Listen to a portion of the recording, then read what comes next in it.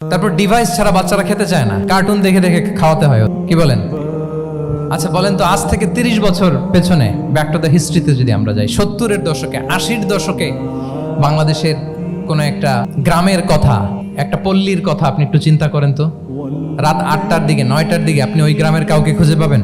আপনি তো ঘুম খুঁজে পান না, আপনার তো ইনসমনিয়া। আমাদের এখন ট্যাবলেট খাওয়া লাগে না ঘুমের জন্য, আমাদের তো ইনসমনিয়া হয়ে গেছে এখন। কিন্তু আজ থেকে বেশি দূরে না, 30 বছর আগের একটা গ্রামীণ পরিবেশের রাত 8টার পরিবেশ হচ্ছে সবাই জামাতের সাথে ঘুম। তো যে লোকটা 8টার দিকে ঘুমালো, উঠবে কখন বলেন? রাত 3টার পর ওর ঘুম আসবে? আর ঘুমেরও তো একটা লজ্জা শরমের ব্যাপার আছে, আর কত থাকবে এখানে? আপনি তো ঘুমাতে যান রাত 2টায়, আর আজ থেকে 30 বছর আগে বাংলাদেশের একটা গ্রামীণ পরিবেশে রাত 8টার দিকে সবাই ঘুম। আমরা এখন যেই টাইমটাতে ঘুমোতে যাই, ওই সময় ওনাদের অর্ধেক ঘুম শেষ। ফজরের নামাজ পড়ে আমাদের বাপ চাচারা কি করতো? হ্যাঁ, একটু ব্যাক টু দ্য হিস্ট্রিতে তাকান না। ফজরের নামাজ পড়ে এক বল পান্তা ভাত খাইতো। খাওয়ার আইটেমটা দেখেন তো, কোনো ফরমালিন আছে? কথা বলেন।